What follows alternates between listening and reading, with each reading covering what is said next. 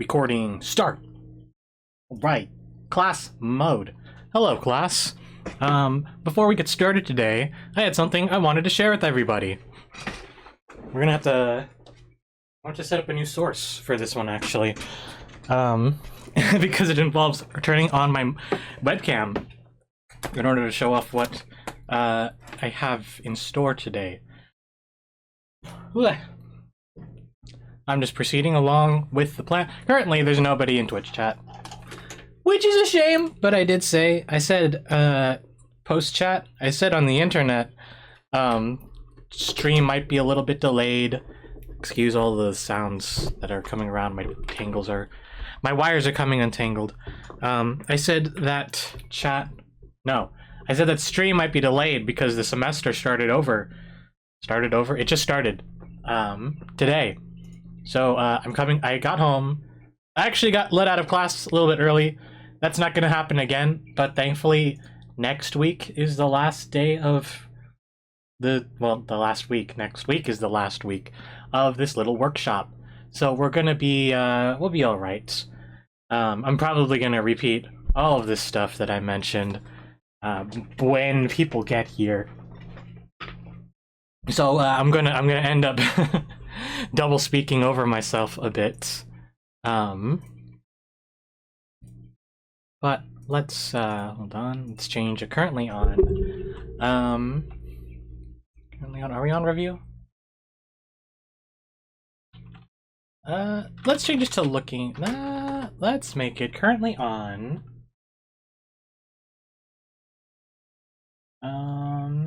Old examples. We're currently on old examples. So let me set up my webcam as best as I can. What I'm gonna do is I'm just gonna stick it in my chest. I'm gonna stick it. I'm gonna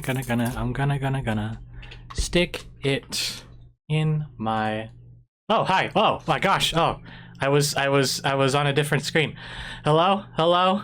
Who's watching? Hello, there are people in stream now. Hi. Did you catch everything I was mentioning? Did our attendee in chat catch what I was saying?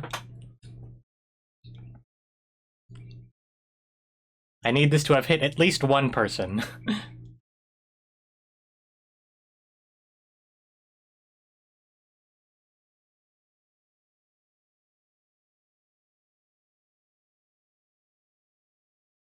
Hello, Sensei. Hello. You're typing messages and said no one was in chat and you cried. I do sincerely apologize. All right. Well, either way, let's see. Next week will be the end of the workshop. So I hope you've been learning, having a good time learning at the very least. I hope you've managed to learn a lot of things that you can take away after all is said and done. We'll talk more about that later, but next week I definitely will be a little late to stream because you don't get the freebie first day of class. Be let out early next week, so you know, been a bit slow, but you have. Good. I'm glad. All right. So once again, want to share something that I realized as I was sitting around in class today. Is my video working? Where's my video capture device? Why isn't it? It's definitely plugged in. Hold on. Hold on.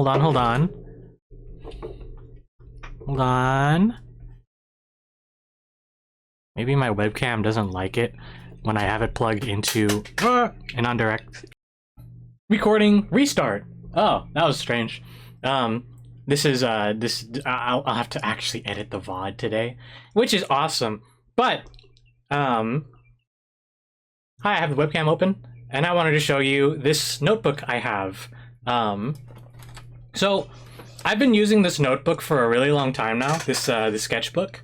I did not realize. I completely forgot that the very first pages of it were sketches I did while I was doing figure drawing in college. This was about 6 years now, 5-6 years ago now.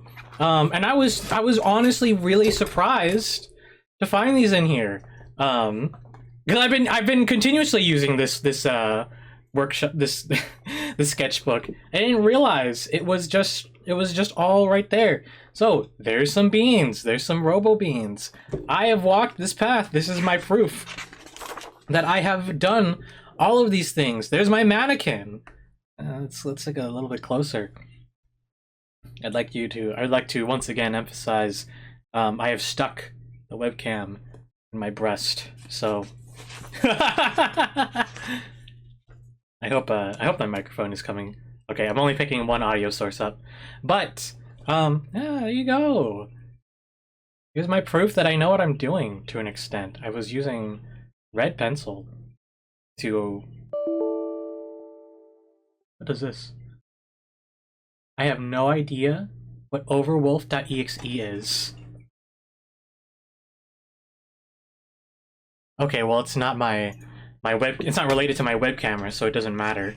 But here's some examples for you. Here's some real figure drawing. This is, I believe, this is the figure from the Proco video, and I believe I guess we all broke it down together in class, just to figure out sighting. And when I was in class, we have these easels that double as benches, and you just kind of hook your leg over. You straddle the bench and then set your clipboard easel up to just draw on it. And that's what I did at the time. So there you go. This is just some interesting stuff to share. Wow. You don't need to see that much. But here's some stuff on the, really breaking down the hand into shapes. I kind of forgot I went through this much process. I'm not forcing everyone to go through this much process because this is a very generalized course.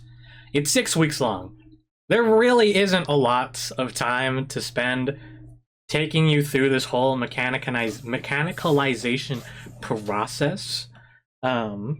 But hinge joints, those are very, very significant. They will be very, very significant as we discuss how feet work today. Look. Here's another hand for you. This is what they did to Anakin Skywalker. Oh no. That's crazy, bro. Yeah, there you go. So like, I've never actually watched... I've watched 2.5 Star Wars movies. I didn't watch the prequels. I'm under the impression Anakin Skywalker burnt to a crisp. They brought that guy back to life, and somehow they turned him into all of that. That's crazy. Here's some stuff on the back too. I think I had to do some very special. They chopped off his hand, then burnt him to a crisp. That's crazy. But here you go. Here's some processes on the spine. We didn't spend a lot of time discussing, how the spine really works, beyond saying it's separate from the line of action. But that's that. One thing I did want to share. The spine, it keeps going. It starts from the base of the head, the cranium, comes down. There's one part of the spine. Your spine is kind of like 3 parts. I'm saying these now. Before we start, just because I can, but like your spine kind of breaks down into like your neck, like the major back area, which extends a bit past your ribs. And I believe I was doing this on a live model, which is why it looks like this. It's either that or it was a Proco model, I'm not sure. But and then it travels down into your lowerest area of your pelvis, which connects into where the pieces is. Posterior, iliac, posterior, superior. I always get it wrong. Whatever. It's the posterior. Posterior hip bone. Yeah, we spent a while talking about the spine as well. That was at least a day or at least 1 week in that figure drawing class. I highly encourage, if you If you liked this workshop, I'm only giving you as much of a taste as I possibly can to a real live figure drawing workshop, but I do highly encourage you to seek out either another figure drawing class local to you, or a place that does live figure drawing sessions, because they're cool, they're neat. Here's the simplified structures of the hands. Has everyone been practicing their hands, by the way? Looking. Did we remember to do these sort of things? And I was right. This should have been. You can represent it as a ball. I tended to represent it as a cylinder by reflex. I was correct for doing that when you do these kind of shapes to it. But has anyone noticed, if you've been doing this, have your hands improved? Has your understanding of hands improved by doing this method? I'm curious. Because it certainly helped me, and this was my evidence to prove that it was. Yeah, I was using this at all angles, dude. So there you go. There's a splayed out hand. This was definitely against a surface. It has. Oh, I love it. I love to hear it. And here we are, finally getting to the feet. I don't really know. I don't remember how long we spent on the feet. I'll be real. I remembered I really needed to learn the feet, but a lot of the specifics of what we did during that unit kind of out the door. Flew in one ear, out the other after these 5 years, because I hate feet. And I've only just recently come around to not having a searing vindication of them. Not vindication, indiction. I hate them. I hate feet, but not so much anymore. So here's some stuff. These are the more complex shapes that we'll be discussing today. We'll be talking about a little bit about how the feet are proportioned, shapes you can follow to make this indignation. Thank you, chat. Thank you. Ooh, don't mind that. That's a little something. You might, I don't even know if it showed up on screen. But and then we talked about heads. Oh, thank God, I was kind of on the right track. I have been, just being a little bit transparent, I have been putting off talking about heads this entire time, because I was honestly like of two minds. Like, do I go over heads? Do I discuss the proportions of the head at all during this workshop? And yeah, we have time for it. I wanted to focus on the hands and the feet because they are gesture. They are motions. Heads and faces do possess motion in and of themselves, but I want to reserve that for the last day, like specifically going into detail about that. Oops, that is an OC design. And I believe that's pretty much the end of this notebook, because the rest of the stuff I did on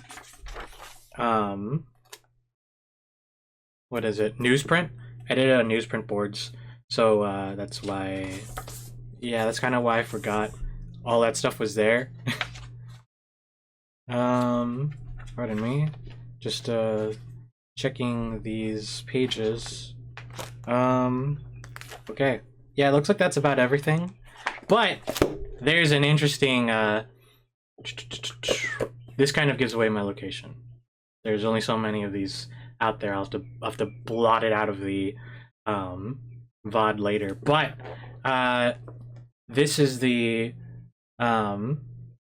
sketchbook that I have. I really like it.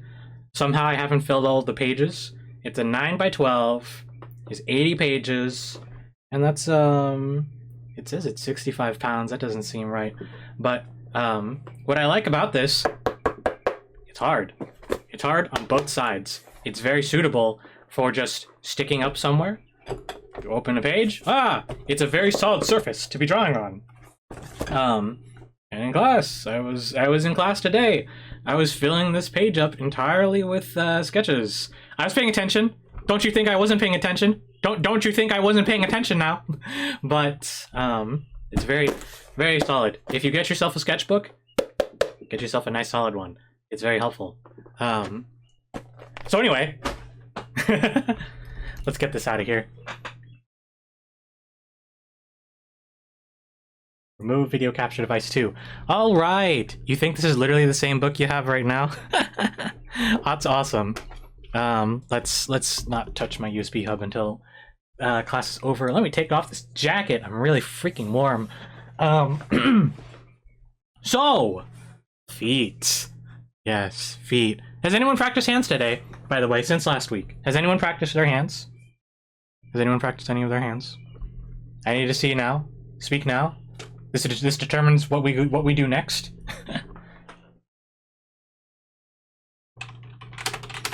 No, you've been busy? Wow. Wow, dear student. Dear students. It's time to start drawing!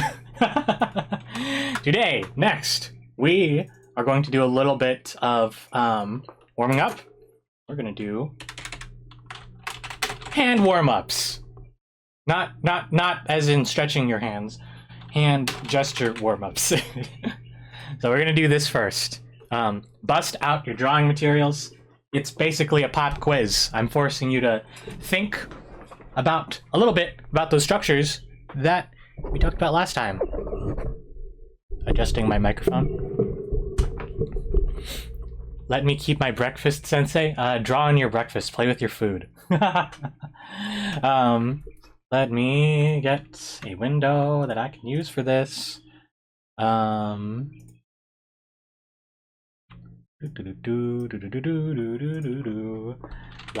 of action.com. Hands and feet drawing, and we will be referring to this website again and again for the next while, because it's very helpful for what we need. So let's open this full screen.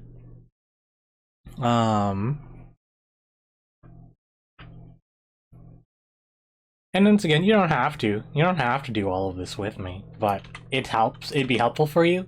And if you can't do it now, find the time to do so later. And the time to draw along with all of this later. We'll do a quick review about hands, just so we're up to date on everything pretty much. So I'll set this to hands. All the same length. Classes warm with quick gestures and ease you into longer poses that include built-in break times. Ooh!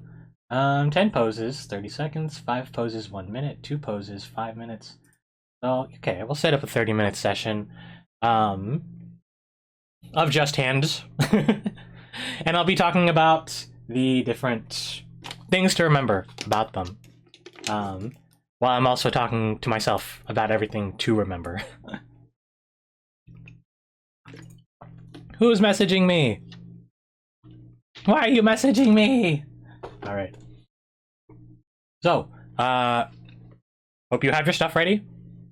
Or at the very least, I hope you commit what I'm about to do to memory. Or at least you're absorbing it critically. So let's get drawing. These are 30-second sessions. Oops. I'm already falling behind. It's okay. Oh no, wait, hold on. Sorry, I have to go be an adult. No, that's a weird way to put it. I have to go attend to the elderly. So, I'm giving everyone who wasn't ready to draw a little bit more time. I will be right back.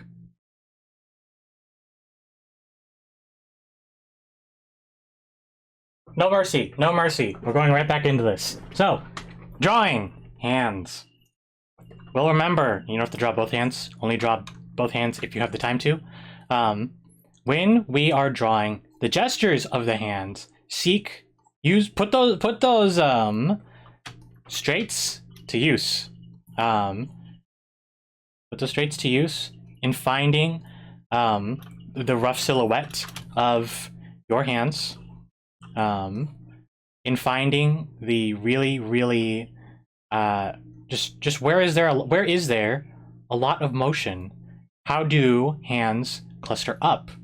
You can use this little box shape to guide how the palm should look, can do this to describe, put a little box to describe the wrist.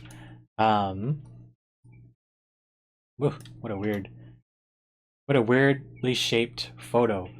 But what I like to do when I'm trying to find the gesture of a hand, I draw the end of the palm, the general shape of the palm. It matches the curve of the knuckles. If you look at the knuckles, you can find how the curve is meant to be expressed down the rest of the hands. Hello? Hello? Clip Studio Paint is crashing. Clip Studio Paint is frozen. Clip Studio Paint is not responding. Hello? I've lost so much time. So you can watch the knuckles. It's not exactly where the ends of the hands are, or rather where the end of the palm is, but it can inform you of the gesture of how the fingers can curve out. That was incorrect. This was blatantly incorrect because those were not grouped together. When you're looking at hands, try to imagine how fingers cluster up, like I said. They follow rhythm. More than anything, hands are very prone to following a rhythm all throughout them. You don't have to, try not to do anything like too sweeping. That's not what I recommend. You find one line of action, generally on the outermost area, or just an area of strong motion, like right here. This the way this hand, this thumb and finger hooks into the next thumb and palm in general. And as you see here, there's the rhythm. Here's roughly how all of that hooks together. And these fingers lack a little bit more rhythm because they were just kind of spread out, but you can just settle it with a mitten. Here we go. This one is just laying flat. You can draw this box, this boxy shape, with a slight curve. You can embellish it just a bit like that with how some of these angles work, the way it's like, that's coming down from the palm a little bit. And when they're all like grouped together, you can make an oven mitt and then just cut it up. Because this is all one gesture. That was all one big gesture. Fist bumps. Yeah, this is a warm-up, so these really don't mean anything. But, again, since the knuckles are sticking out the most, there's your diamond shape that you could practice for the knuckles. You can see how the knuckles really stick out of the palm. You can see how knuckles, they naturally fit into each other's grooves like that. It's interesting, isn't it?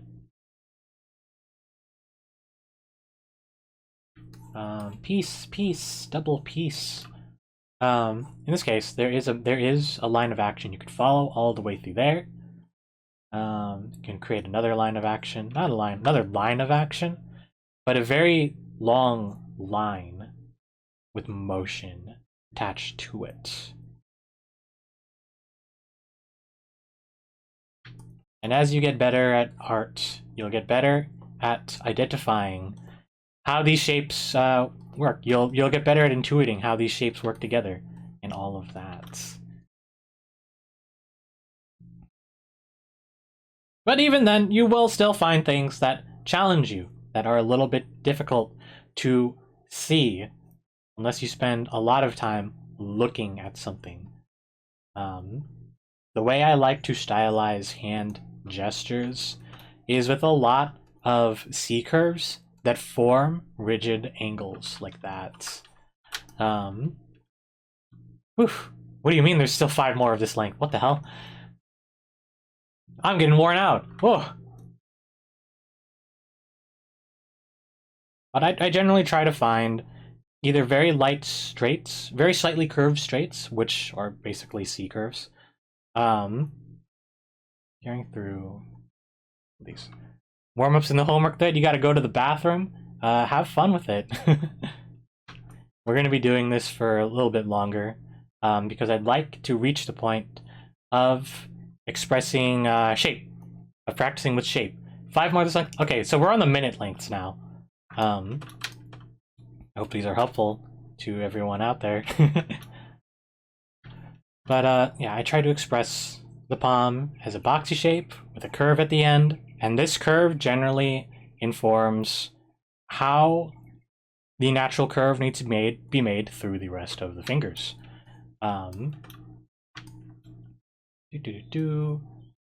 When fingers are sort of wrapping around something, they tend to cluster up, so you can represent it with an oven mitt. You can chop it up into forts, as so.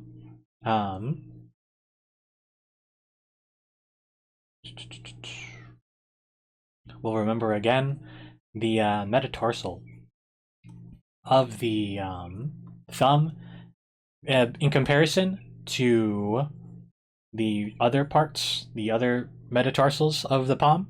It's very flexible, so it's practically like a third joint, originating from the carpal, metacarpal.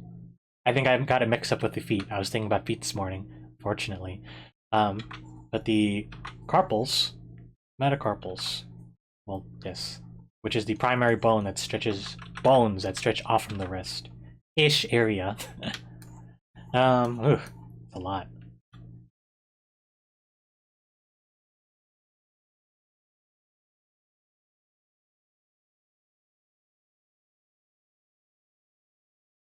So you can see here, there's a, oh no, oh that's a bot. That is a bot in chat. We are banning it. Ban unsolved scenario. Get out of my chat. Not allowed. What was I saying? These things bunch together, right? When you see things like that, bunch them together, and generally try to follow the curve up from the top of the palm. When you're drawing these things, remember that the thumb sticks out a bit from the palm. It tends to, at least. Again, do not draw both hands unless you really have time to, unless you really want to. Minute longs let you explore more about gesture, a little bit more about form. Still not a lot of time to figure it all out. But yeah, I'm making you go a little bit crazy. I'm making you challenge yourselves to find what's in here.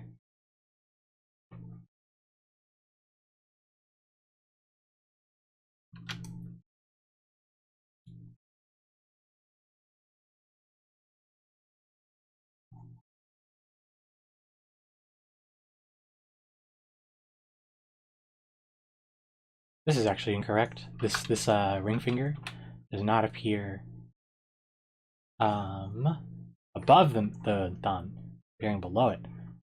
We still gotta watch out for accidentally inventing things that aren't there just because we think that's how they would look, but that's not how they actually look. Sometimes you can express, sometimes, you know, because this is the contour of the palm, you might want to stylize the palm to be shaped like this, even as the fingers themselves crest over a surface and change their angles. And we will remember, hands from the back tend to look, or rather fingers from the back tend to look longer than fingers from the front, and that is because of webbing. You can see the webbing of the palm from the back of the hand, and this webbing then blocks roughly where the fingers connect to the joints from the front side. Oh, interesting. Here we get to really see the flatness of the hands. And that's because, another part of the quick review, the hands are nothing but skin and bone.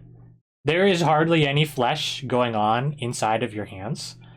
There are some muscles, yes. There are some muscle fibers that connect all your bones together and all of that. But That's mainly within the bottommost area of the palm. Oh, this is a 5-minute one. Oh, no wonder that took so long. Oh no, this is the start of the 5 minutes. We can take more time with this. I will quickly remind everybody. I'll use this as the breakdown for it. Actually, I'm only going to do one of them. I'm forcing a bit more dimension for the sake of instruction, but from the wrist, we have, you know, the carpals, which is a series of like 6 or 7 bones or whatever. They don't tend to move. But from there, your metacarpals, holy crap, extend out to the end of the palm. And from those metacarpals, come the phalanges. They then come out. You can measure the length of the whole hand, the entirety of the hand, from start of the palm to the very end. Roughly speaking, the palm is half of that length, and then from the palm to the middle finger, that is another half. This is incorrectly measured out, which you know, that'll happen because I'm doing these really fast and rough. But from there, you then divide the middle finger in half, then you divide that upper half in half, and then you can split that in half some more to find where the fingernails are. This is not representative of that in the slightest at this point. I'm not doing it appropriately. But we'll remember that. And then we'll remember fingers tend to move in an arch. All your fingers actually tend to be like roughly, not exactly the same length, but because they are, you know, sort of arranged like this, you get a feel for this arch, just how much you need to raise it up or down.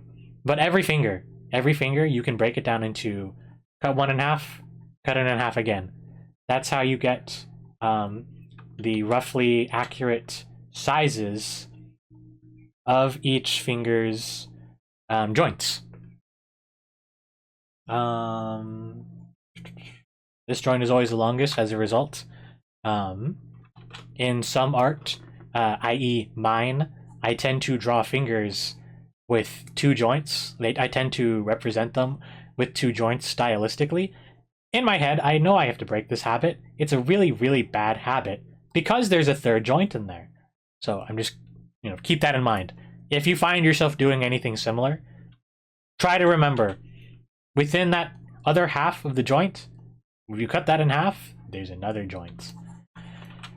And you can represent the bone of the finger. You can draw this circle. You can draw this arch that then extends out into a joint, which then goes to from another arch, comes up into another joint, comes out this arch into a little hook, and that's the that's generally, you know, the shapes you can use to build a finger joint. And when you look at it in 3 dimension, the circle becomes a cylinder. You can choose to think of it like that if it helps you. This is purely for, like, if you do it from this method, that's because you're trying to understand form. You're still picking up how all of that looks. Another way you could do it is by thinking about things like joints and sockets and so on. But let's take it a little bit more seriously for this last one, question mark, this last 5-minute one. I'll do that front hand. This front hand looks really, really nice. So I'll take this more seriously. I'll start with the motion, this curve in knuckles, and I'll try to build the palm from that. So I'm getting mixed up. I keep putting it out here because that's where the thumb is, but it doesn't start there. The thumb is a completely separate entity. It is like when I try to tell you shoulders do not, they aren't a part of the body. They have to be considered separate from the torso, because otherwise you create things like this, where then the shoulder is included, and that's not good. It's not good at all. So that's what I'm doing. There's a little bit of dimensionality to this. You can see that maybe it's at a bit. It might be at a slightly bit of an angle, but the wrist is kind of straight on. The wrist is kind of straight on, and we represent this wrist with a box, which then connects to like the cylindrical, not cylindrical, but spherical sort of joint. That is the forearm. Here we'll find a little bit more gesture. And in some cases, it actually is kind of valid to break down fingers into two joints and then find the second joint, the third joint rather. Would it be third joint? The third segment of the fingers afterwards. Because especially in this case, the index finger and the middle finger, there isn't a lot of bend in them. It's a little hard to detect the bend present in them.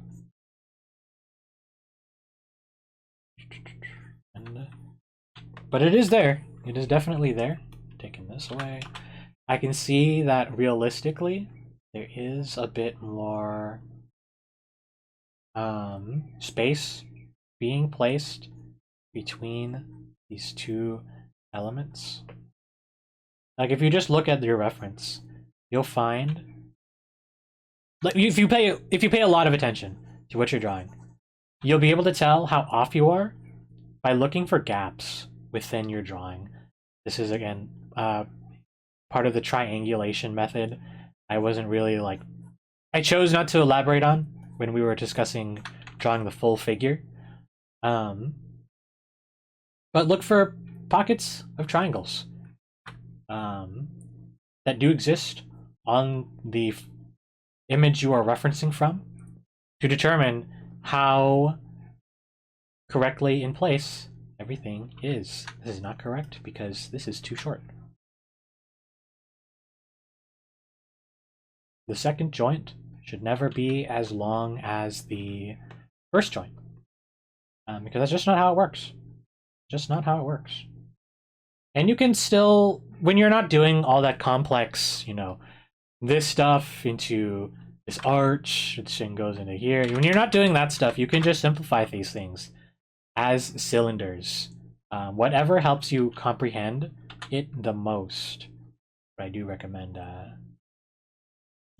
going through all those forums if you struggle with understanding it. But absolutely no shame in just simplifying it down into cylinders for yourself.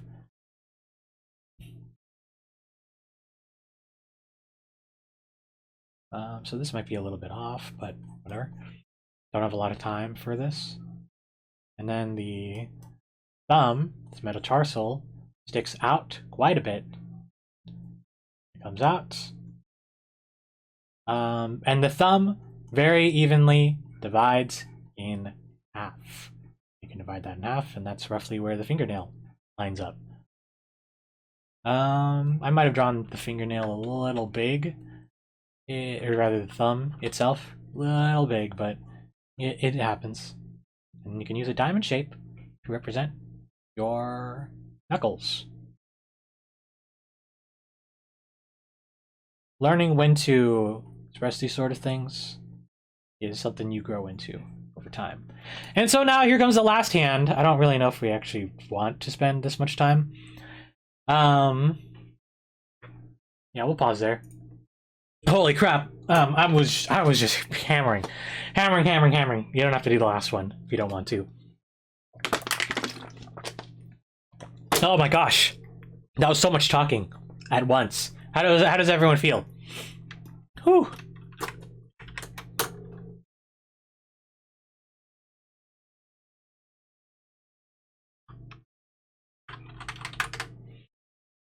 Whew.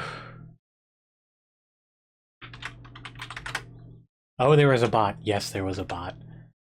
It tried to tell me free follows in there. Yeah. We have that variant B decided to share the class. Some of the warm-ups they did before they had a dip. Good thing we had this warm-up because I was sloppy at the start. Yes. So, actually, you know, I said you don't gotta. Let me turn off the window capture now.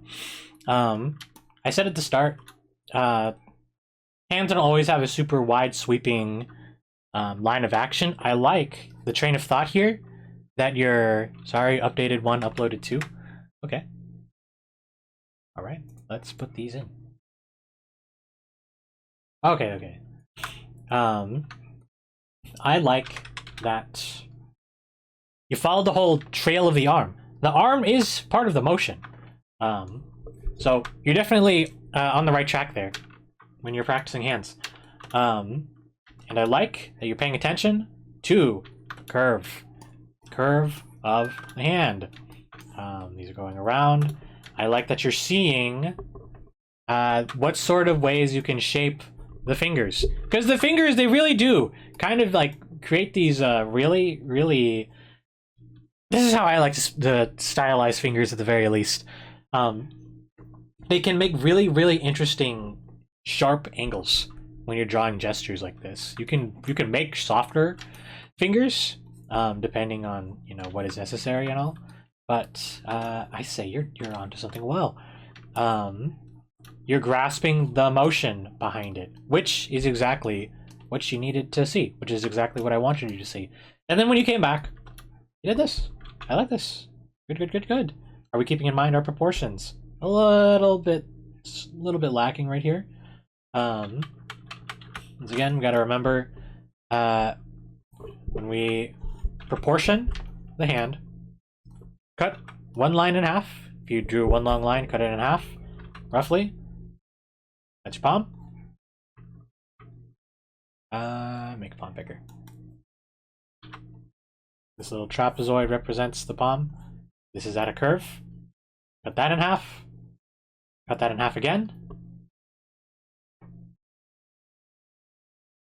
That's fingers. Your second joint is never equivalent in size to this one.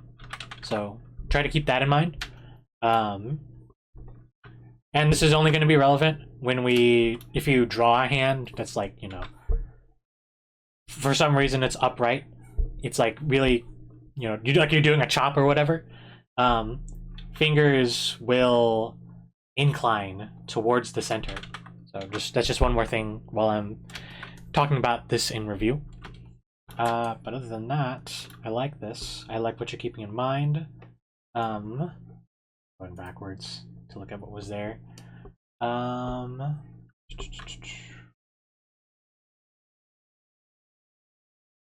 Call those straight fingers the giant's fingers scraping the sky after God of War. Never played God of War, but I'll believe it. One thing that could help you in keeping some of these bits straight, because got a little. It's okay. You can like your special interests, and I will try to understand. Try to think about this arch. Try to think a lot about the arch these make. When you're trying to keep the segments in rough relation to each other.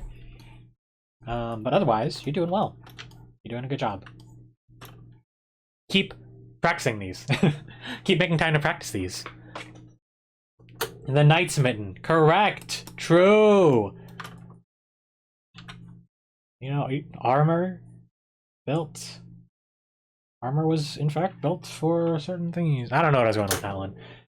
I need to rest my throat for a second.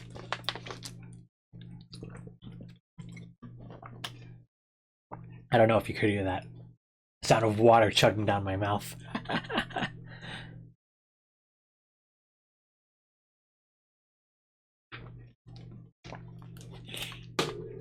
I gotta mess with my noise cancellation a bit more if that's the case. But yes, there's that. Hope people are fine with that warm-up. Hope people are fine that I kind of, you know, I lit a fire under them to do all of that at once.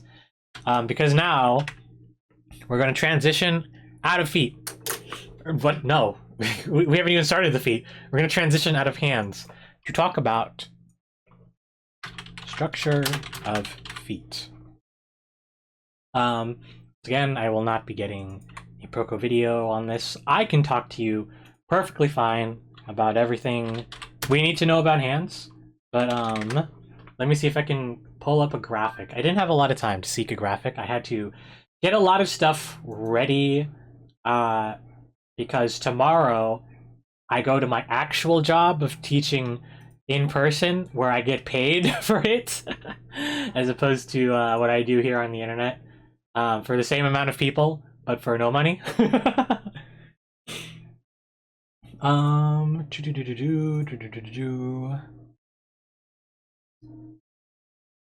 even going for about an hour. Yes, it's only been an hour. Did I get that right?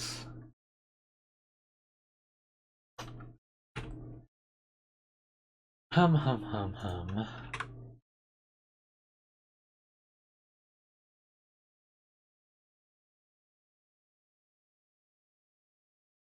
It doesn't seem that I can find a simple enough graphic for what I'm thinking of. But that's okay, I can talk about it. Alright. Let's get to the next part of this lesson. New layer.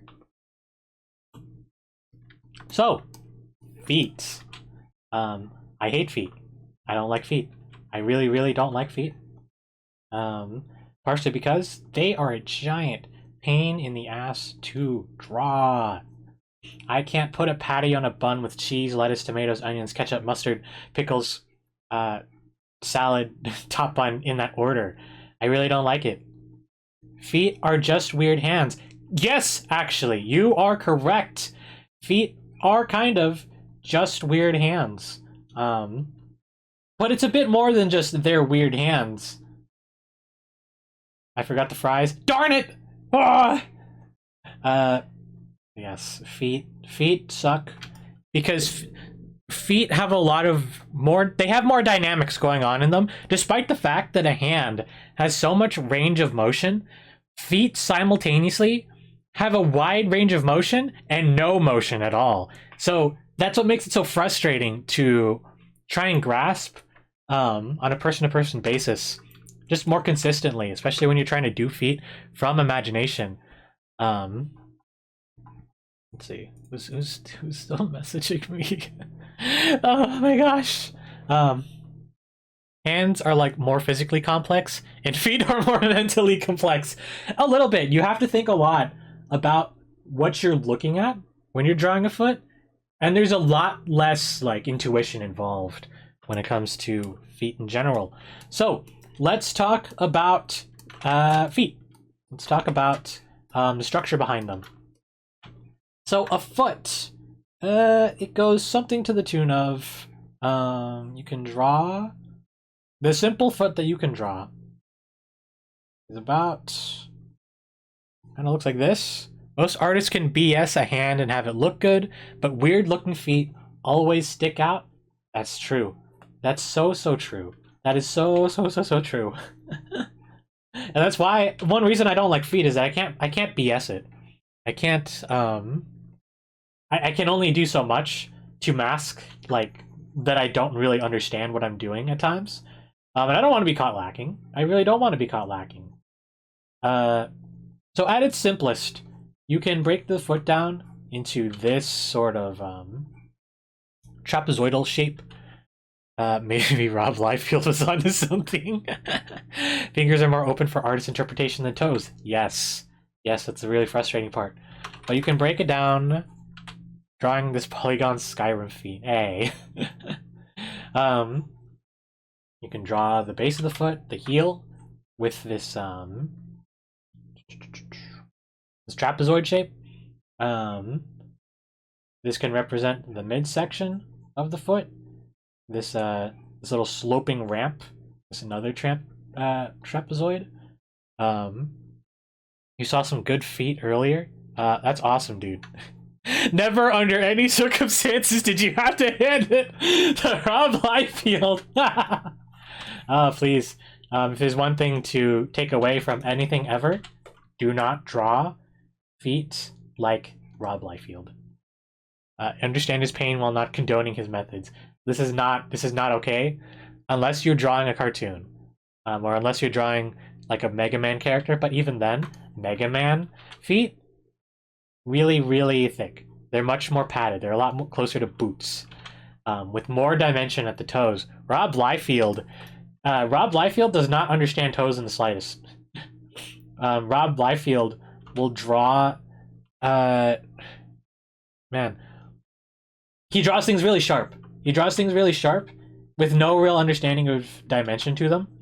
That's why in Wolverine and Deadpool, everyone gets little elf feet. Yes, pretty much. It's all really pointy. It doesn't always look good. And that's why in Wolverine and Deadpool and Wolverine, there's a joke there. the Liefeld shoe store, yes. There's an amazing video of Rob Liefeld and Todd McFarlane spitballing an OC design, and Stan Lee's talking shit at them the whole time. Yeah. But where was I? And one more thing right here. So these are some shapes you can carry. It's pretty much just trapezoids all the way down that you can do for the shape. But this is the super simplified version of it. Maybe we'll put on the video after I get through all of the stream that people are talking about in chat. But roughly speaking, the foot can be broken down into thirds, starting from the heel. They're about boxes too, so it's not like a rectangle. Well, it is like a rectangle, but it's more like, you know, 3 even squares. Heck, coming out.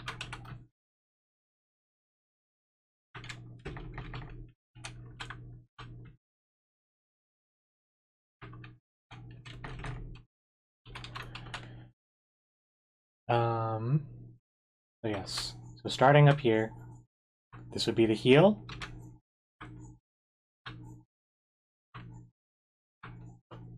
The heel is a slight basis for how this sort of comes out. It's not necessarily all the way to the end either. Then comes, you know, the whole arch of the foot, which is maybe a bit longer than that actually. I don't want to overtly simplify it incorrectly. Alright,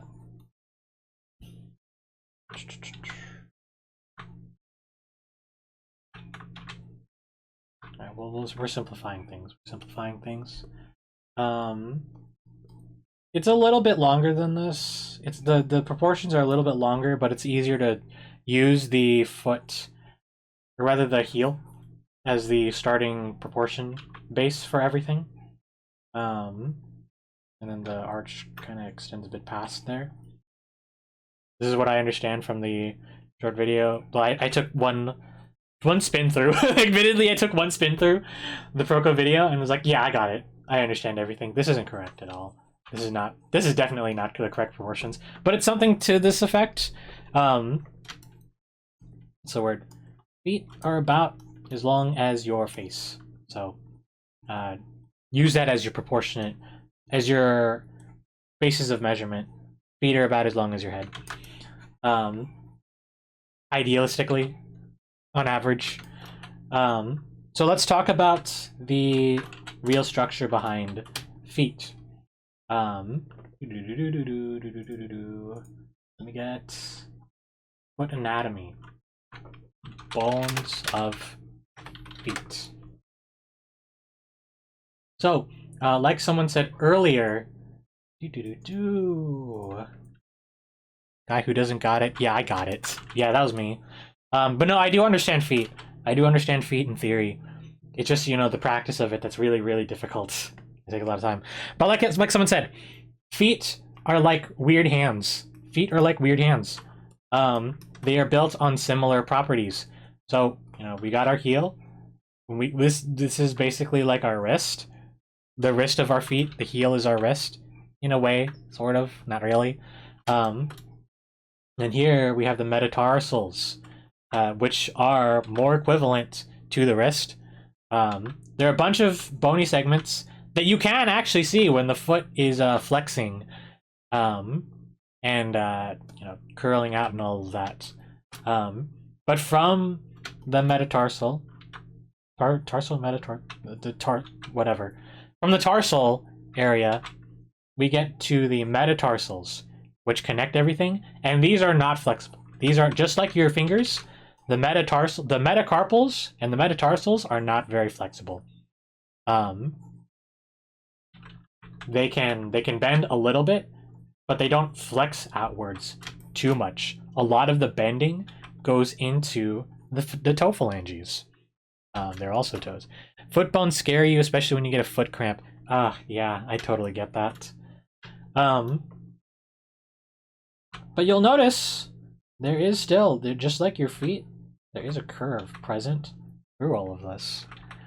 And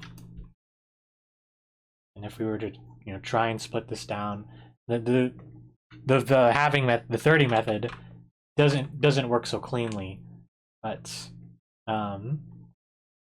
roughly, super roughly, it does kind of work like that.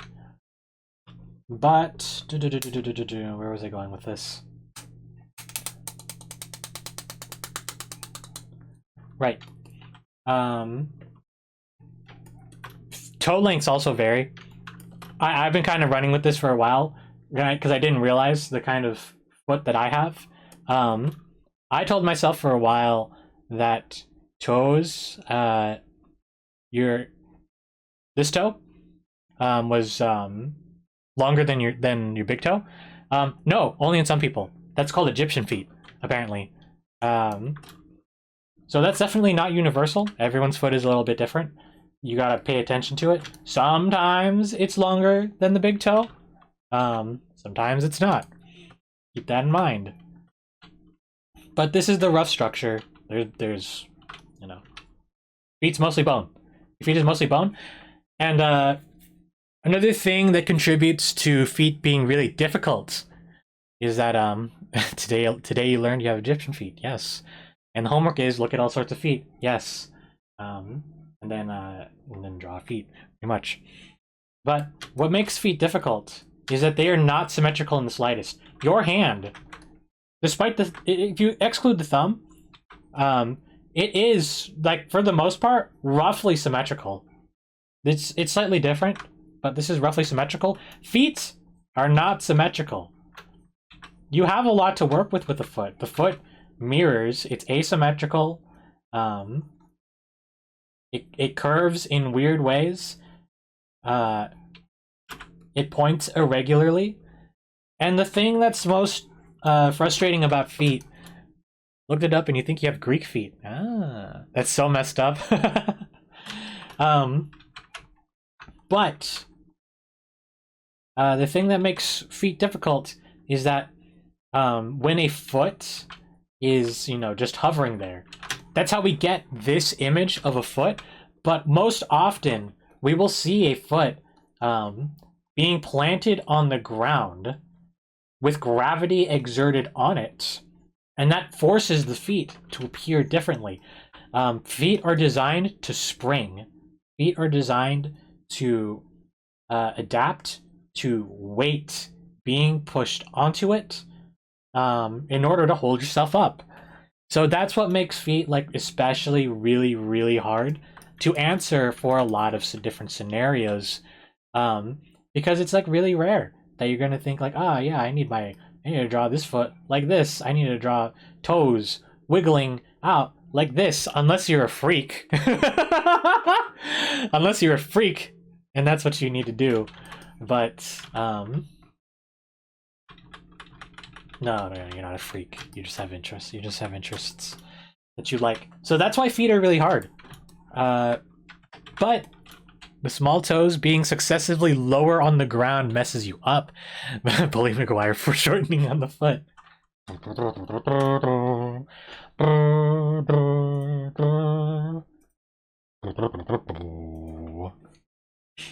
like a staircase or a xylophone. Ah! Dear viewer, you're onto something there. So, let's talk about the foot and break it down into more shapes that you can use. So this is fine. If you're drawing like a foot, like if you're drawing a shoe, you can cover it like this. And this follows the general shoe shape with a little bit more volume. If you're drawing a figure with the impression that you're going to cover with a shoe, this is really all you need. But if you're gonna draw feet, you gotta understand that there's a lot more to it than that. So, let's talk feet shapes. I need two parts to this. First part, draw this. We're gonna draw another big blocky shape for the foot. I could have spent a lot more time talking about the proportion of the foot, but I don't want to waste everyone's time just like double checking everything on that. So I will link a video in the VOD and on the Discord. I'll link Proko's video. It's really not that bad. I do recommend checking it out later. So we got this going on.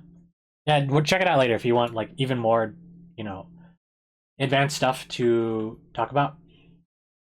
To understand feet better than what I'm putting out there. Because admittedly, once again, feet are one of my weaknesses. My tablet's lagging, by the way. That's why I'm empty stroking. Feet are one of my weaknesses. I could learn more about it. I do need to learn more about it to teach it more effectively, but I can break down the simple tricks that I've come to understand about the foot. So like I'm expressing to you what I've come to understand about it. And I'm including a little bit of the ankle in this because it's very, very important. Very, very important to understanding how this structures out. So within here,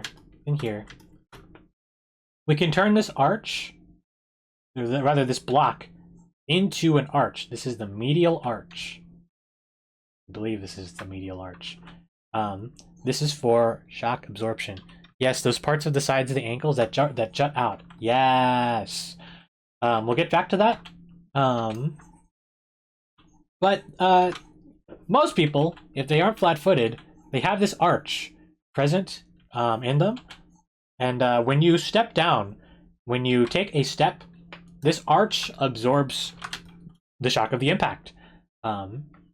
Your foot will then compress down and squish all of those bones into the ground, let gravity do their work.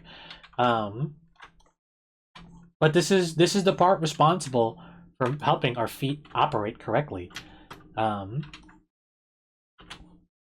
it makes you wonder, do you think do you think architects realized we were already built with natural arches? Man, my tablet's lagging really badly today. Do you think architects realized we had arches in our feet this entire time, and that's why they built arches like way back then?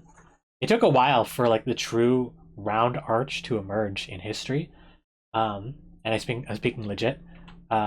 Before, like, you know, there's a lot of different ways people were making arches, but like a full round arch like this would not emerge until like I want to say Roman times. Not Roman times. Definitely during the time of the Greeks. The foot arch is simply a flying buttress. This is correct. No. You're onto something there. You really are. It is a flying buttress. Which is so funny to think about. But here, the arch, and this is a ladder arch, which is weight-bearing and flatter, especially within the flesh. No, this is the one I'm drawing, the transversal arch. Well, I'm drawing the outer edge of this arch. I am going to go crazy if my tablet keeps lagging today. But this arch does stick out from here. I'm only drawing one side of the foot, by the way. I need to draw the other side. You know your stuff when it comes to feet. All right. This actually extends much higher than that. I was drawing it a bit lower. I'm looking at a visual. I'm basically redrawing Stan Prokopenko's visual guide to understanding the shapes of the foot. So there is actually a bit more to this. That's because your pinky toe has a bit to it that requires it to be considered separate from the rest of the arch of the foot. Which might have been one of the weaknesses I've had in trying to understand feet. But basically this comes out some more. Your heel actually does extend a bit more than that. Comes out a bit. My tablet keeps lagging, dude. I'm gonna blame the little surge of whatever that happened earlier when I was trying to get my webcam to work properly. For why my tablet's lagging today. Basically, this arch comes out. This is the medial arch. Grr, grr. I'm fighting the equipment today, class. I'm so sorry. This comes out. Ah, I have control again. I'm okay, I'm normal. We can see that this does travel inside a little bit.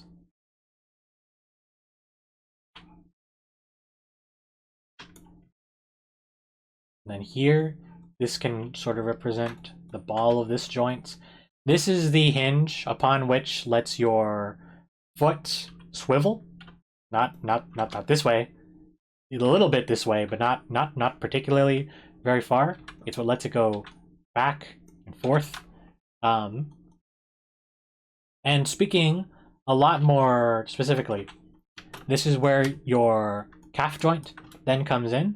It comes in like a wrench shape, like a clamp. These are your ankle bones. And I always have to force myself to remember which side of the ankle is lower, because it really is like a wrench. One side is lower than the other. Excuse me as I search up ankle bones really quickly. Because what's actually going on here, I'm just gonna post a bone photo. So like there's two bones in your calves. They come down separately, and it's the that's the outermost. The outermost bone is the lower one, while the innermost bone is the higher up one. This is roughly how they connect into each other. So try to keep that in mind. Your ankles are like wrenches that stick into the foot, and the foot then swivels around on it. So just keep that in mind. Then from there, we can represent where all of the toes come out with this long curved, there is a curve present here, with this long curved cylinder.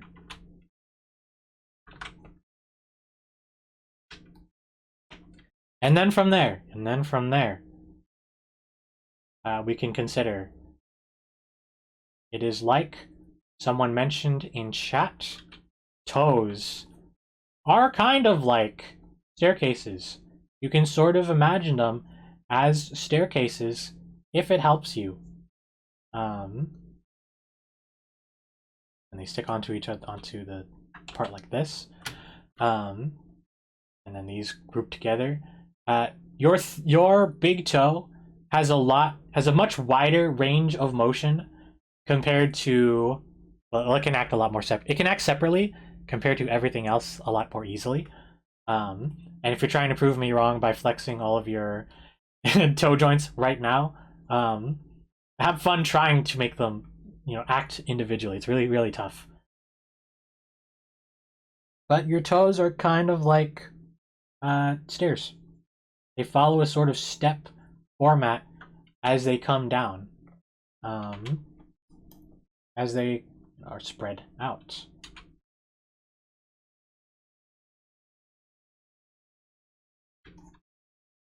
This is roughly, really roughly, how these shapes sort of break down. And then we get to the other side. Get to the other side? We're not done. We have to talk about the other side, because the other side is kind of evil in its own right as well. That is because your pinky toe, your outermost edge of the foot, does its own other job in dispersing weight across, the surface that it's on. Tablet lag, thank you. And you can consider the heel a little bit like a box, or you can consider it a little bit like a trapezoid if you angle, the back just a bit, because that is realistically how it goes. It's not like your foot itself does not. It doesn't do this. This is not fighting with it. I'm fighting with it. Your feet don't do this. They don't do this. They don't do this. It's not flat. It sticks out ever so slightly. Keep that in mind.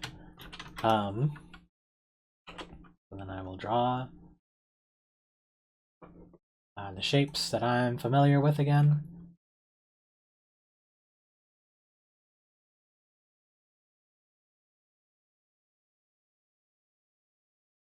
And the reason feet tend to come last when you're learning figure drawing is because it really asks you to start intuiting perspective, because you tend to see feet on a flat surface. You have to understand that there is perspective at play no matter how you're looking at it. So that's that. But let's talk about the other end of the foot. So this is the lateral arch back here. This is the lateral arch. It's weight bearing and flatter, especially with the flesh. I just read part of this this graphic out loud. But basically what it does, let me draw it out a little bit more. I'm not saying this is the really messed up part of the foot. It's asymmetrical. This side is not the same as this side. You don't always have to, depict that, but it's something to remember. Well, you will have to depict it, but it's something you have to remember, because the lateral arch, a lot of terms to remember at once. It's a little bit lower than the inner medial arch, because it's very weight bearing. This is where a lot of when you try to rest on your feet, this is where a lot of it tends to sit. We'll draw this with a slight curve.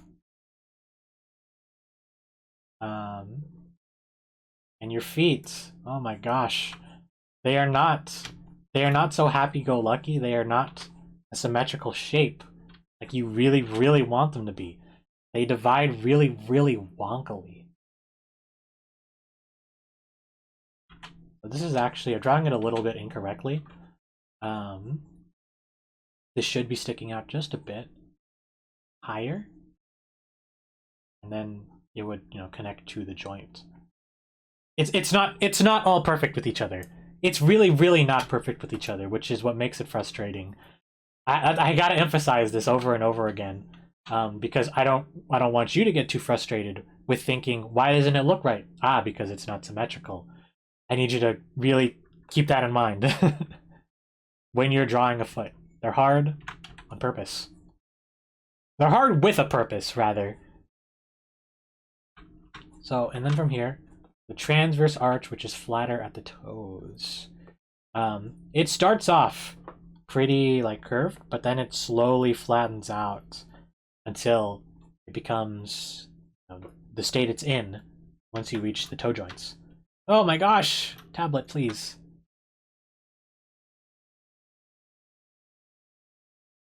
and then these come out.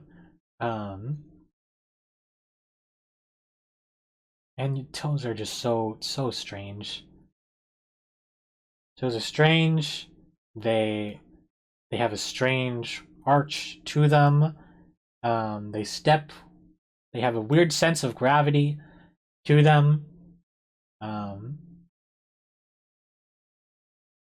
Your pinky toe, it's its own weird entity at the very end. So it's like, what the heck are the other 3 doing? But this is roughly the advanced shape of the foot. Does it explain much? Might not. In all honesty, you might be walking away from here, and it's perfectly normal to think I still don't really get it, because it's a lot to understand. But the basic thing to understand: you've drawn the silhouette of a foot before. Try to keep that in mind. Gonna use this as the base construction every time you draw a foot from now on. Can't tell if you're joking or if like you're exaggerating. But I mean, this doesn't hurt. Especially if, like, I'm gonna do this from now on if I have to draw a barefoot. I might do this to some extent. You joking? As long as whatever you do makes sense. Almost only ever draw the socked foot when you have to, because the implication is so much easier. Lol. Yes. I mean, that's totally fine. Because it's just like the mitten method. If you don't have to draw a foot, why bother? In all honesty. Unless you're really, really trying to appeal to foot fans. It's good knowledge though, and socked feet are also cuter. I agree. This is how I tend to draw feet. And it's that little ninja. It's the little ninja toe. Or more specifically, it's when you wear socks with these types of sandals. Draw the toes showing through the sheer socks. Lol. Anyway. Those are strange. Let's talk a little bit about toe joints. How you can really break down toes. So, as we were saying, toes are sort of like stairs. Your big toe does its own thing compared to everything else, so it sticks out the most.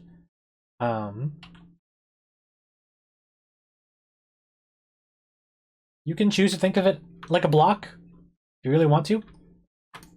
Or you can put this little cylinder to represent the joint. But this is generally how I see it. And it doesn't cut down. Another thing about toes that make them so difficult to grasp. Toes do not cut in half so simply, like fingers. They don't. I mean, maybe they do. I'm gonna finally put this on, and then we'll see what he did here. So we'll draw the full length of that. So this is definitely not halfway in length.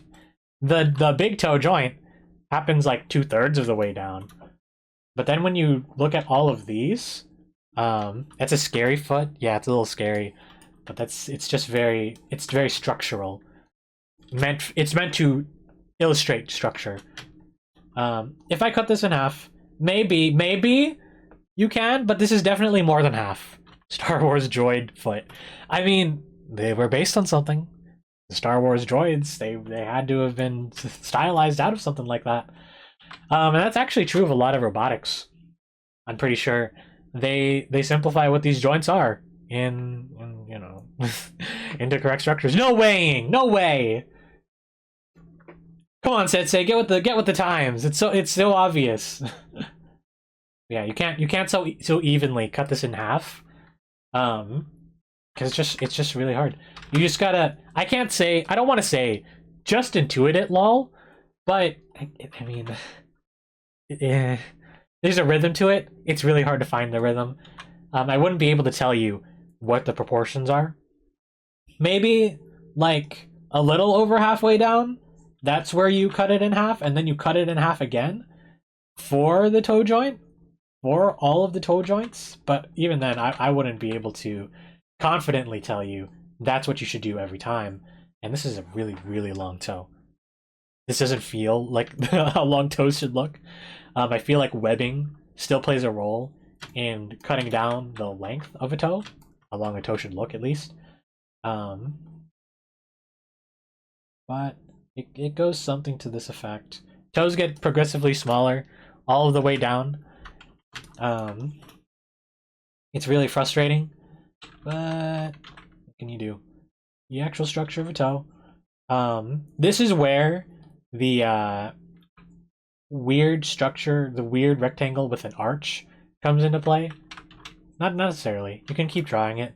Like boxes, slightly curved boxes, that as they come out from the foot, they step down, and then they're kind of hanging on like that.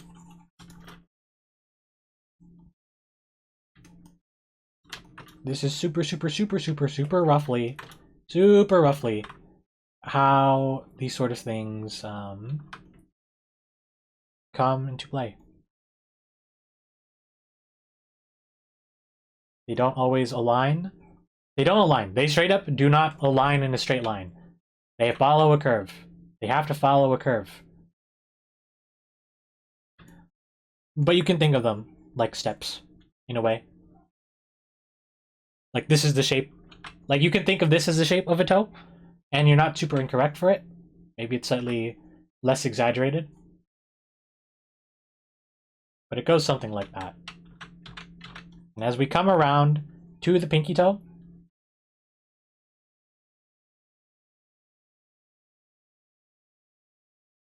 the pinky toe is its own weird thing, in all honesty. The pinky toe, because it bears a lot of weight, it might look a little bit off when it's just firmly planted, because that's where a lot of the weight's just there. It has to press down. These toe rhythms are giving you cramps just looking at them. Load-bearing pinky toe. Pardon. Throat's dry today. I remember there's this Disney Channel show when I was a kid, Phil of the Future. And in the future, everybody lost their pinky toes. And they were making fun of the present population for having pinky toes, because like, what does that thing do? Oh, you're wrong, Phil of the Future. You don't have a leg to stand on. You just lost a significant part of what lets you stand up. Pinky toes are so important. I'm so glad people remember that. Who's messaging me? My aunt. Want to order pizza. I'm a little preoccupied now. Pizza is cool. You want pizza? Go get pizza. What's he referencing? There's this old Disney Channel show, Phil of the Future. There's an episode where they make fun of people from the past. To him, he lives in the present. He's from the future. In the future, people lose their pinky toes. But anyway, that's all right. I'm pushing the responsibility off onto someone else to order pizza tonight. Because I'm doing something right now. But that's roughly toes. This is the to think people thought the big toe was the most important. I think the end toes are very important. We could probably stand to lose. I'm not sure if we really could stand to lose anything. They all play really vital functions. But that's the feet. That's the rough proportions of the feet. Here's a simple shape you can teach yourself to use. But when you're drawing toes, when you're drawing bare feet themselves, it has to be, you gotta keep some of these things in mind. You have to keep some of these things in mind. Here's the procographic on foot proportions. You can see here, there's the perfect box. Excuse me. It doesn't fill all the way to the sides. It doesn't. But that's how he chooses to illustrate it. The heel, I'm pretty sure the heel comes up a bit short of the first box. But thirds are about the best things we got. Probably a good time for you to bow out for work. Goodbye, Sensei. Hope you had a good time. Well, I don't know if you could have had a good time, but I hope you learned something here. We'll figure some of this more out. Try it out yourself later. Come back for the VOD later. The more you learn about anatomy, the more you realize how messed up you are. Yeah, you did learn something. It's good. Yes, it's a genuine mystery. How the heck life came together to form the human skeleton? Really, any skeleton at all. It's crazy. But as you can see, the proportions don't perfectly align, but it's the best we've got to just break something into thirds and then just say, this part slightly overlaps into here and slightly overlaps into here, and then the toes complete the rest of the proportion. And then our heel slightly fills out the rest of that proportion. It's messed up. It's super messed up. Shoulder spines, kneecap sinuses, messed up. And yeah, here's a more complex version of this. I believe this is on Proko's paid course, but you can watch his video later for as much additional detail as you crave. For me personally, this is all I cared to learn. This is all I cared to learn, and this is all you really ought to learn, I suppose, as a beginner. Again, this is meant for, like, if you don't really know much, then here's your beginner understanding of how things work. You're still not over wrist bones just being a bunch of rocks stuck together. It's so crazy, and that's why messing up your wrist, you mess it up for life. It's a collection of rocks that work together. And toe bones are so weird. They really are. Toe bones are so weird. And yet they work. Hand gravel. So that's about all I can tell you about structure of feet. We have to do the hardest part now. We have to practice feet. God sprinkled some friggin' gravel into our skeletons and was like, yeah, that'll do. He really did. How could God do this to us? So we're going to transition into the next part of class now, which will fill out maybe the next 30-40 minutes. Don't know. And then we'll call it quits from there. But we're going to do some feet studies. And now I'll talk about gesture. Yes, I'll bring it back to a part that matters. I'll talk about gesture of feet. I'll do yeah, if my tablet would like to work with me today.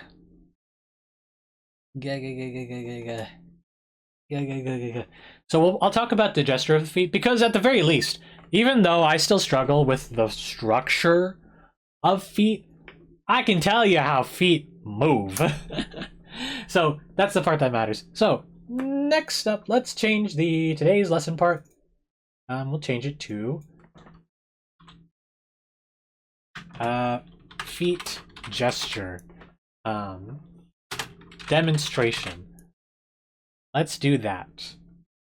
So I will get put to drawing. Sorry, that was unprofessional of me.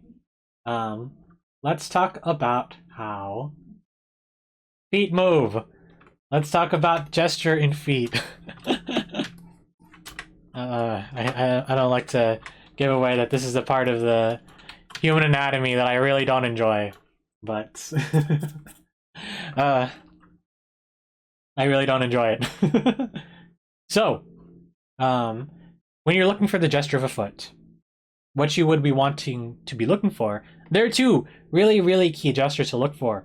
Where is the arch of, how is your outermost part of the foot curving?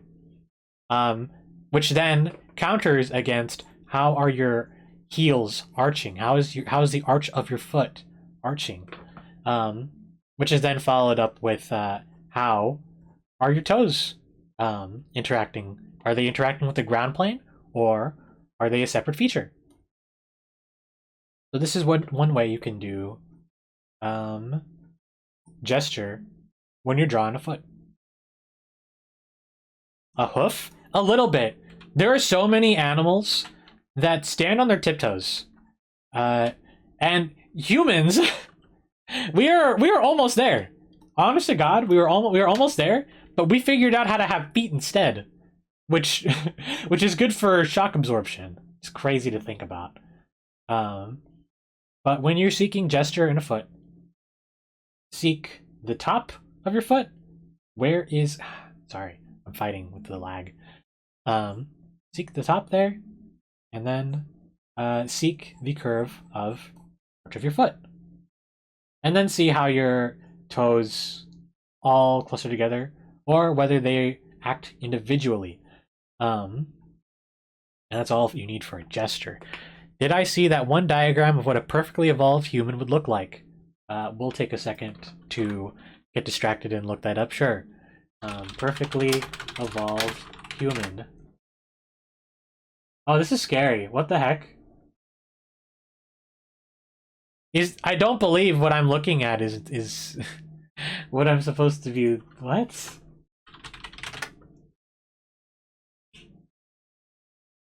I don't want to keep looking, actually. I'm getting derailed here. Let's move on to the next one, and I'll keep talking about gesture. So what do you do if there's a lot of individual parts? What if your feet are acting really individually? Your toes, rather. Your feet aren't really gonna move much aside from arching forward or backwards, flexing or tensing. Is that the same thing? Flexing or stretching. Whatever. Squishing or stretching. That's the best way I can put it. Let's see. Oh man, I didn't even get to talk about how your heel bones work. That's they kind of do that. That's muscle. This is, well, it's still a little bit of bone, I guess. But this is mostly muscle.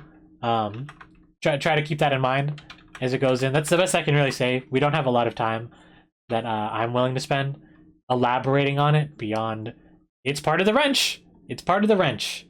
And the high part of the wrench is on the inside, low part of the wrench is on the outside. So I'm just gonna keep scrolling through trying to find one image. And some people really gotta clean their feet, bro. Clean their feet before they come into class, before they go to the studio.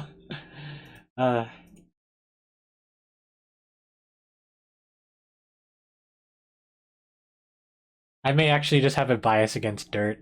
The baby pouch is a part of it? Ew, dude. Ew.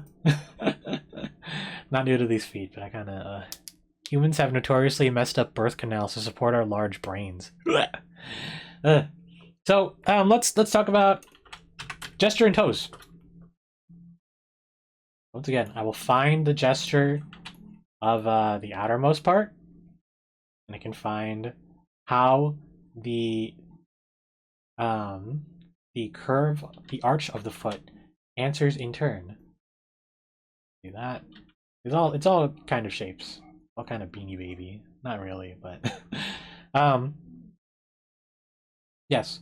From there, what I like to do is it's something that I actually tend to apply when babies come out early compared to other species. They're only born when they are because human bodies physically could not release the baby if its head got any bigger. The human body is so messed up. It's a miracle of nature. Human babies. But when I am seeking the gesture of a toe, I do what I do when I seek the gesture of fingers. Fighting the hardware. I draw the sort of arch that the toes rest on, and from there, I'll draw that first one. And this is a different case for the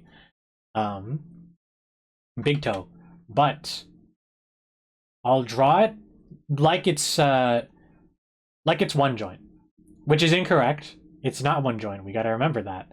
But it's helpful for me. It's helpful for me to simplify it down into 2. We literally human ambitioned our way into becoming humans. Indomitable human spirit, so on and so forth. But the reason why I do it this way, is because what I like to do when I'm seeking the gesture of like a still finger, I'll draw the first phalange, so to speak, the first joint, and then I'll introduce a curve to it, and then just bring that back around. Express this longer curve for the bottom of a segment, and this is what I like to do for fingers. And when I'm looking at toes, because toes, they experience a step, they're built to have a step to them. I find that this method helps a lot in identifying how it works together. And in the process of creating this little curve, when you cut this joint in half, that's where you get the second joint. But it's not, the second joint is not very, like, your middle toes are not very flexible. Why does the wall of the photo shoot have to be dirty? But your toes don't have a lot of flexion. They don't have a lot of individual means of movement. So I find that simplifying it down into one joint, curve, bring it back around. I find this method tends to help a lot for finding gesture. And that's what you can do. And one more thing I want to point out, on this photo specifically, there is webbing. There is still webbing in between the middle of your toe. Middle of your toes, plural. Do keep that in mind. And because of the way these are sort of, because of the way the foot is bending, rather, it's bending these, you know, the latter half down. You can see the metatarsals. Metatarsals. T for toe. T for toe. C for carpal tunnel. But you can see these stick out.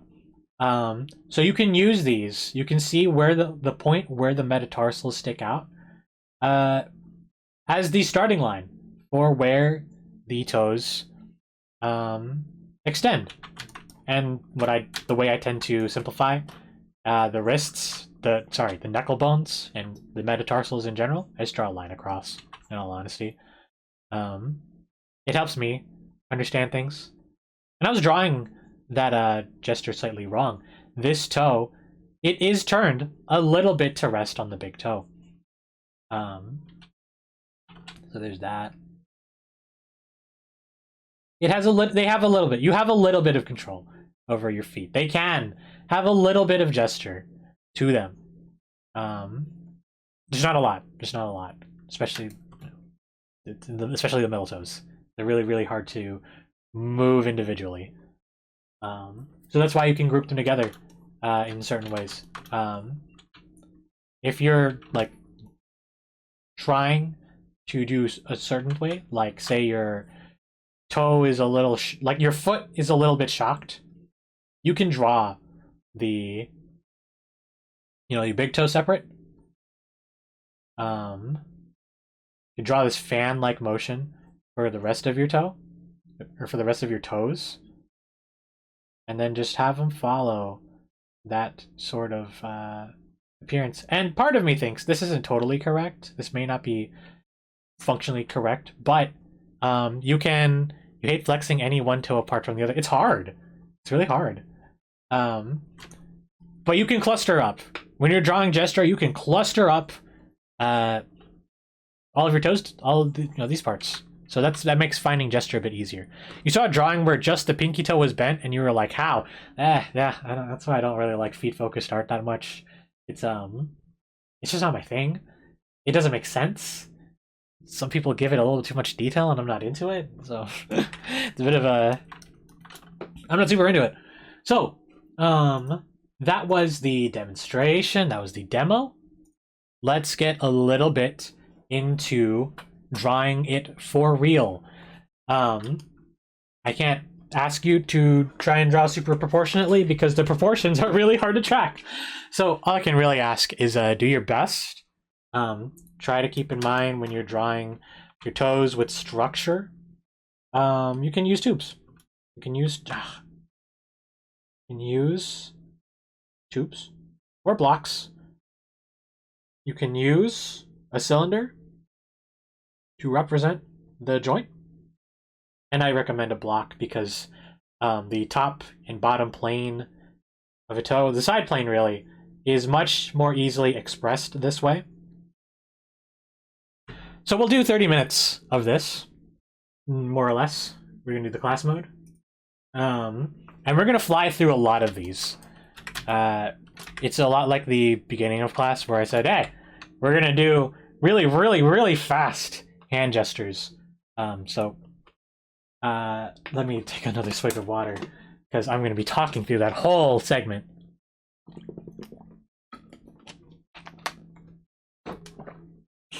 Okay, so gear up. We're going to do feet. 3. Wait, hold on. Feet, gesture, drawing. All together now. 3, 2, 1. Let's gesture. Don't have to draw both feet unless you want to. And if you have time to. There's not a lot of time to. Draw what interests you the most. So, another thing about gesture. You can still find, like, really, really, like... You can find our C curves. Find the S curves. They just act a little bit differently on feet compared to other parts of the body. Ah, man. This person's like really calloused. If you're the kind of person who's actually like genuinely queasy about feet, because you know you just really don't like how they look. I don't blame you. I don't like them for this purpose either. This is why practicing feet are really hard, because you know your feet take a lot of they take a large beating in your everyday life. Why is it green? That's just the callus. That's just how it looks. Feet take a lot of beating, so you know you're not gonna find pretty feet. They're really hard to find pretty feet, but gestures do still exist in them. Like right here, you can see there is a bit of a twist present in the muscles of the feet. These people need a pumice stone. Maybe. They need to get like a rug dude for their models to stand on, man.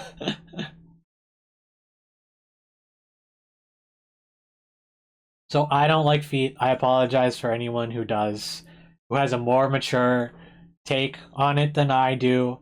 I don't have a mature take. I don't really like them. I'll try to I try to avoid. Whoa! Whoa! Whoa! Crazy, crazy feet! Oh my gosh! Hold on. Shut up for a second. I gotta draw that. What's going on there?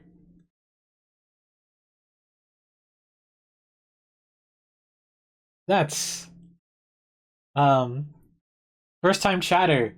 KYD Corporation. Hello! Hi KYD. Haven't seen you in a while. How you doing? Yeah, feet suck. I don't like them. But feet still contain gesture, just like any other part of the body.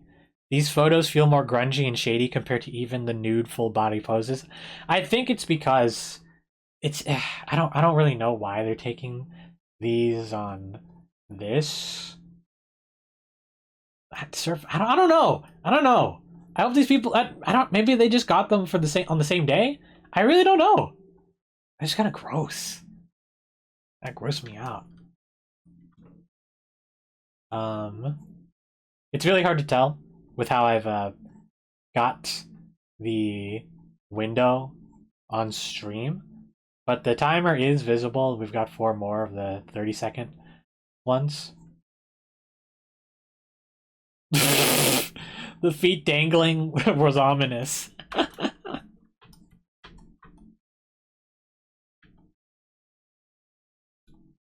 Man, that one with the feet super splayed out, that's crazy.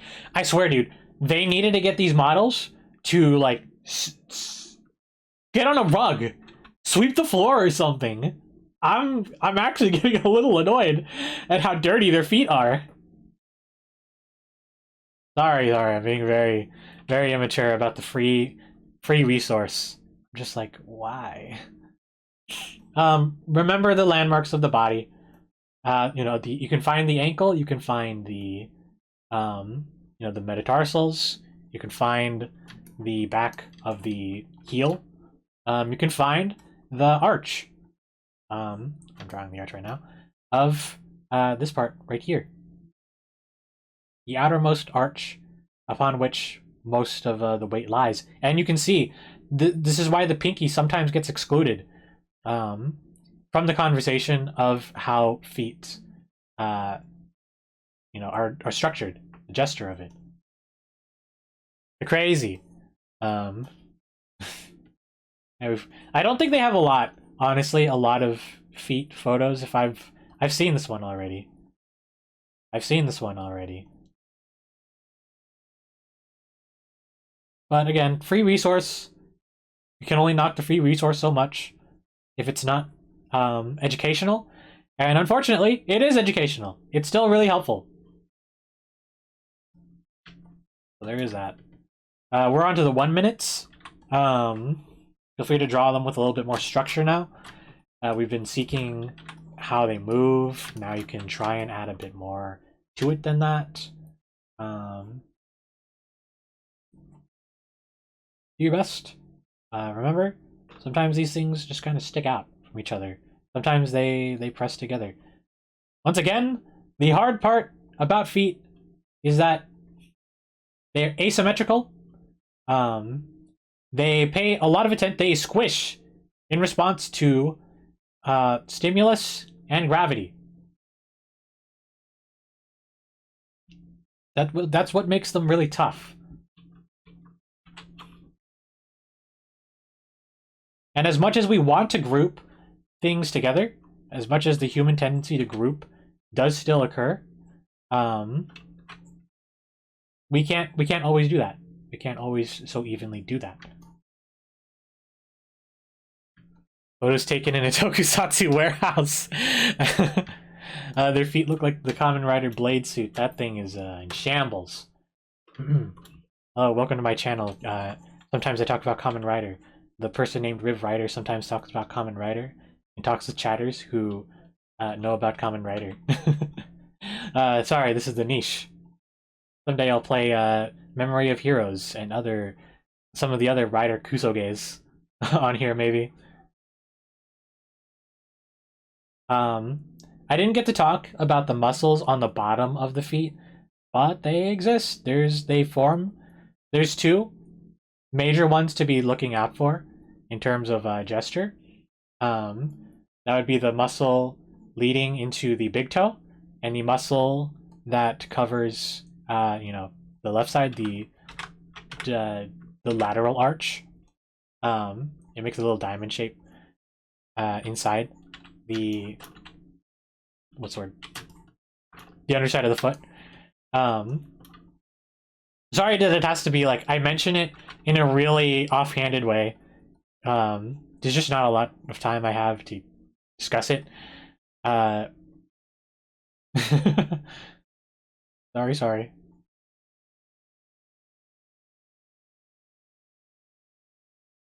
It's important to think about it.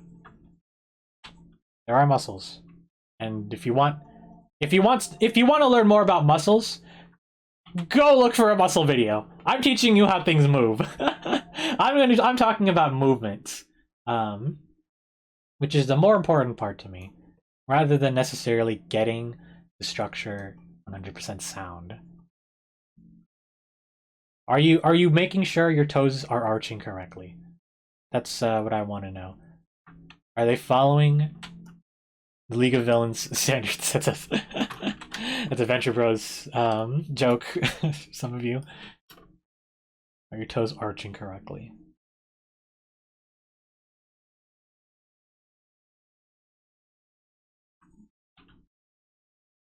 There's the wrench. The wrench contours around the foot in accordance with perspective. Here's the heel. Comes up.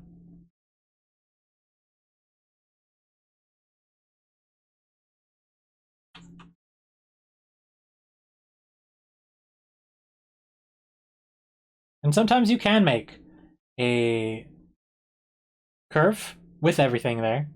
But not always. Not always.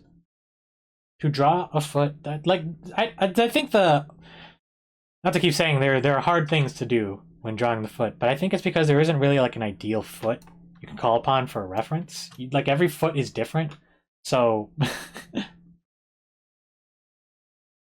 don't know.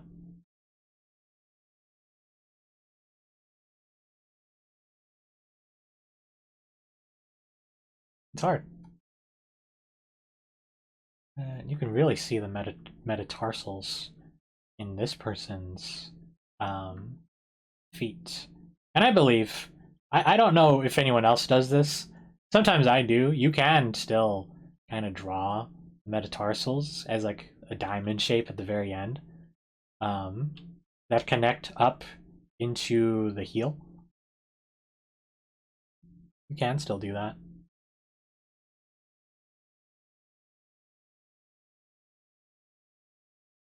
We're coming up on the 5-minute poses, I believe. I'm gonna need a new layer for that. Yeah, we're doing the 5-minute poses now. Tried to add more structure to it. So we haven't had like a full day to just like try and draw a real person. To try and translate all of this into drawing a real person. Once again, because I've decided most of the objective of this workshop is to teach people motion. To teach people how to see things in motion. I don't believe we have time to try and draw like a fully, and I especially do not have the time to draw a fully critique, rather to draw and critique a fully like realistic person, realistic study of a person, I suppose. But if you want to continue studies into realism, that is now, I've given you the tools necessary to start. If you want to keep drawing realistically, by all means, continue to research that. The reason why I keep pointing out Procode, the reason why I keep depending on it above, most other resources out there, is because he does teach. He teaches stylized anatomy, but he also teaches realistic anatomy. So if you are seeking to, improve upon there's a video resource. Maybe there are better live resources out there. Maybe there are other people who hold similar classes to these. I've given you the starting tools to be able to comprehend what's a good teacher, what's not. Does this align with my learning philosophies, what I've already previously learned, or does it suit me better? That's the sort of thing you ought to be thinking about when you are seeking more resources. Is it useful to you? Is it useful to you to learn how to do something that specific way, the specific way they are preaching? And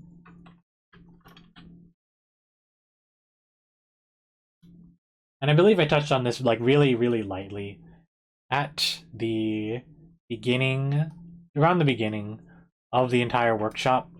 But I'm not necessarily teaching you how to draw like me. I don't necessarily want you to learn how to draw like me. I want you to learn how to draw motion. That way you can learn to express it in your own way. That is always the most important part to me, because I don't want to teach people how to draw like me. I have my own way of doing things. And maybe my own way of doing things is beneficial to people. This is how I draw the structure. I don't talk about how I do like line work or necessarily how I do anatomy. I mean, I'm talking about it right now, but all I'm saying here is motion is important. Understanding how people move is very, very critical to learning how to draw people, um, whether it's realistic or whether it's stylized. And I hope that by having attended these courses, you have a better understanding of the basics of human anatomy, the basics of proportion, and the basics of how people can move. And next week, we'll discuss heads on Thursday rather. We'll touch on the proportions of head a bit, but I want to wrap up this workshop next week by discussing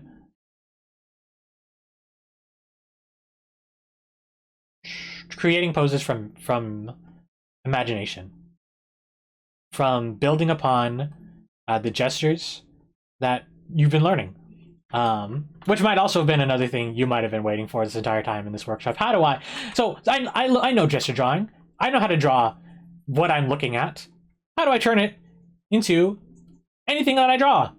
And I'll be talking about that next week, and I'll discuss different ways you can transform a reference photo, really any sort of photo, into your own thing, which will be a lot more from my experience. It'll be a lot more from my experience. So just keep that in mind.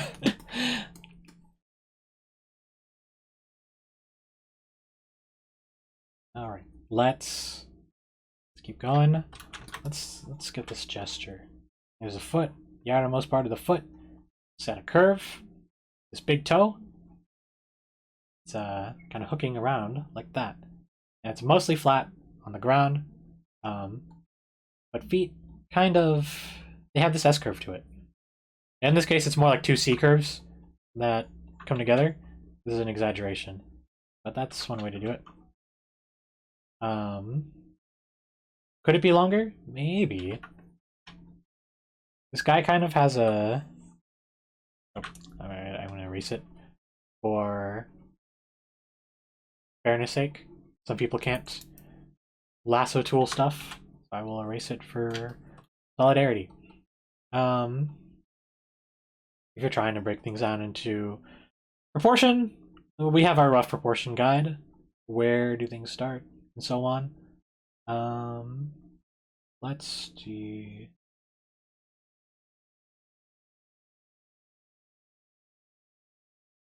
You can cluster it up like that. Draw that ankle bone. It looks like a diamond. It tends to look like a diamond shape. And it hinges across.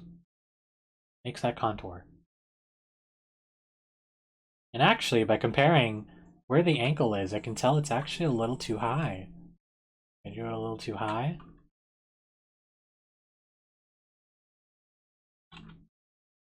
Let's draw it a little lower. Again, the outermost part of the ankle, because it bears most of the load, most of the gravitational load, it's lower. It tends to look lower. Well, yeah, it tends to. It is lower than the other side. Because it's also a separate bone. We gotta remember this is a separate bone. And then this bone hinges into there. The actual ball joint. But you can see the bones of the toes, the metatarsals, kind of going like that. I think this person's muscle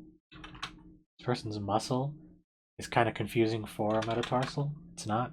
It might be just another bone of the foot, because we got that huge, massive rocks that comprise our heel.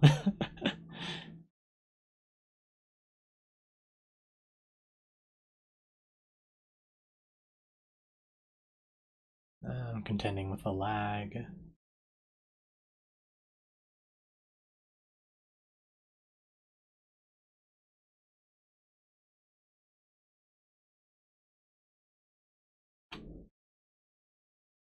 And if you've been sticking it out through this whole stream, through my gripes and groans about how much I dislike feet, I appreciate it. I'm sorry I wasn't the most mature about it. You can like feet. That's fine. You can find beauty in it. Just as I cannot ignore the fact that feet are a valuable thing to learn. It is important to learn feet.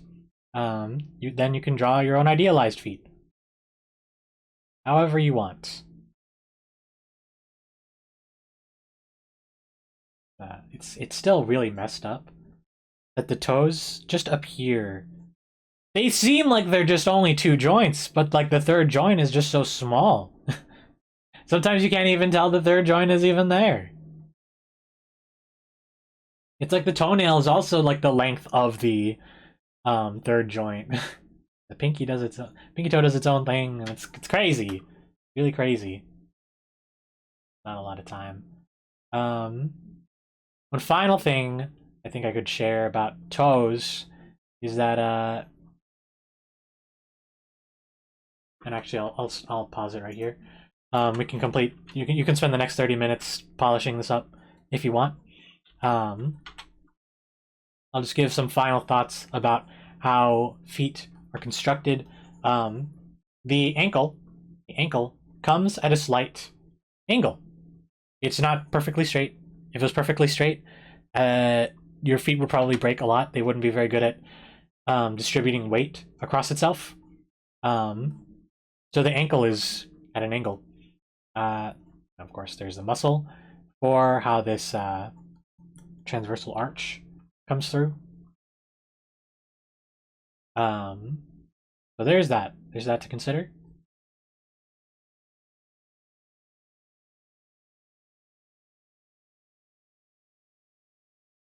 Keep in mind your pinky toe is really weird. It doesn't totally splay out unless you force it to splay out. Unless you apply a lot more gravity to it, kind of raises in a weird way. But that's about it. One last thing about feet. Once again, they are asymmetrical, but they do have a defined silhouette that you have definitely drawn at least once in your life. You will probably understand implicitly that one curve is deeper than the other. Probably understand this is probably roughly how it should look. There's a lot.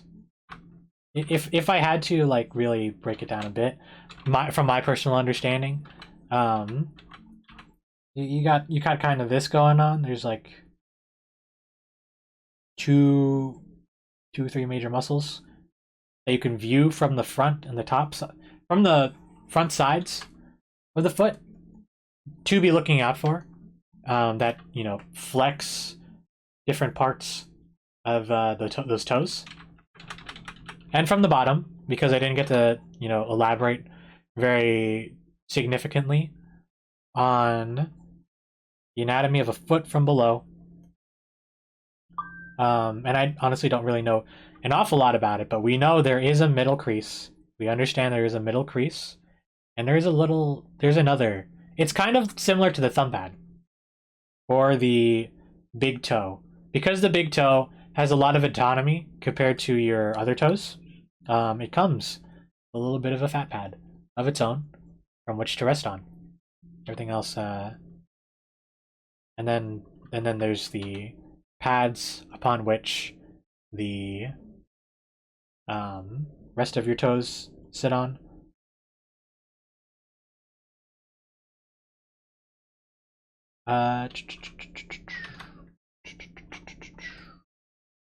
There's roughly the pad. I could be wrong. I could be correct. Hopefully I'm correct. But this is roughly how that pans out. Not everybody has a longer index toe, whatever you call that, than their big toe. Some people have it shorter. I personally have mine a little longer, so that affected my bias. But keep that in mind. Your pinky toe is very, very short. Pointer toe. Your pinky toe is very short. By comparison, it tends to be left out in the groupings of your feet. Monday night gestures with Riv the Rider. Hope you enjoyed learning feet, practicing feet. KYD. Glad you could come by. I hope this was informative. I hope this was helpful to you at the very least. I'd love to do a little more gesture drawing, or at the very least host gesture drawing a little bit more. Any final parting words before I... Does anyone have questions? How about that? Anyone have any questions about what we've gone over? You love drawing feet. Pause. Pause? Pause symbol? Hold on. Homework. Draw someone gripping objects with those toes. Put those grippers away! Yeah, no, but honestly, your homework tonight, and, for the next few days. Homework.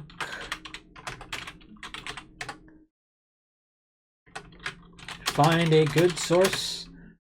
Find a good, real photo source for feet.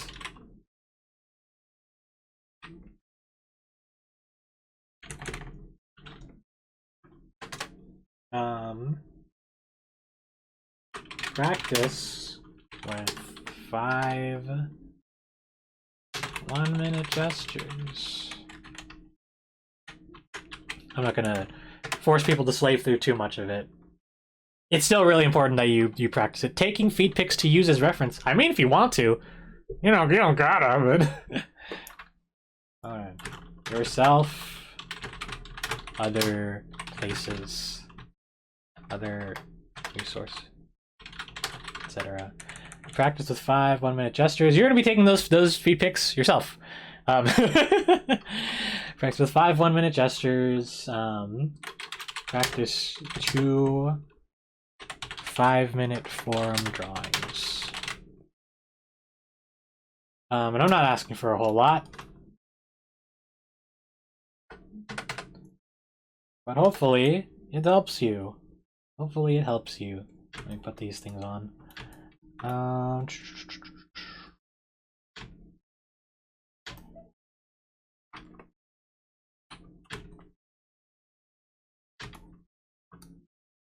Yeah.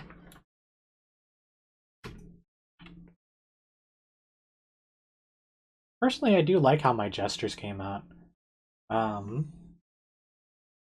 Providing detail to a feat. Oh god, I hate it. I hate it so much.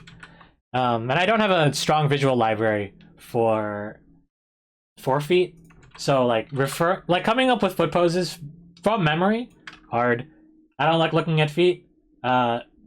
This makes practicing feet much more difficult. And as you can see from our references today, sometimes feet are just really, really gross. Some people don't friggin' clean their feet well enough. Some people have really bad calluses, and I'm like, it's really gross. So that's one of the downsides.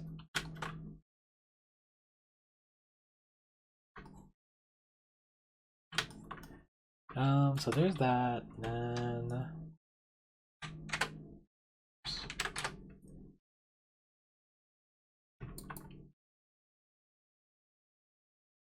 and here's the form drawings. All right. Can't find the NL clip where he's like, take your socks off, grab this pencil with your toes. Dude, I've tried drawing with my toes before. It's so hard. Monkeys are crazy. 1, 2, and that will do it for today's stream. Very grateful again to everyone who showed up, and very grateful to everyone who is more mature about feet than I am for sticking through my groaning. I will see you all again. Let me... Oh, I didn't save it all. Well, not that it really mattered. I didn't really care to save this. But it would have not been great to have lost all of that. I'll name this lesson 9. Lesson 9. So, all right, that's it for this part. Let's head to the end card. Once again, thank you for showing up. Sensei, do we have to show you our refs if we take our own picks? You haven't had to before. I don't really want to look at your feet. I don't really want to look at most of your feet. It's up to you, I guess. I'm gonna tell you if I don't like them. I don't like them. But anyway, thank you for showing up. Next on Thursday, on the next session, we'll be covering heads. I'll be covering heads, anatomy, proportion, in rough detail. And then the next week, we will cover putting all of our gesture to practice with imagination, which is a bit more of a, I'll teach you the way I like to draw, which is a bit more direct of how will you learn to draw, how do I want you to draw, etc., whatever. Whatever. That's what we're doing next week. That's where we're gonna end up. That's where we're gonna end the workshop series, and then the week after that, I become a normal streamer. But thank you for joining me today. Remember to like the VOD, comment if you thought it was helpful, subscribe to the YouTube channel, youtube.com/@RivWriterArt. Follow me here on twitch.tv/RivWriter, and follow me at my socials to keep up with the going-ons of Mr. RivWriter. So once again, thank you for coming. Next Monday, the stream will definitely start a little bit late because I got out of class early today because it's the first day of class. We don't get lucky twice. So stream might start around like 5 or whatever. But either way, have a good rest of your day, and I will see you in the next session. Cheers!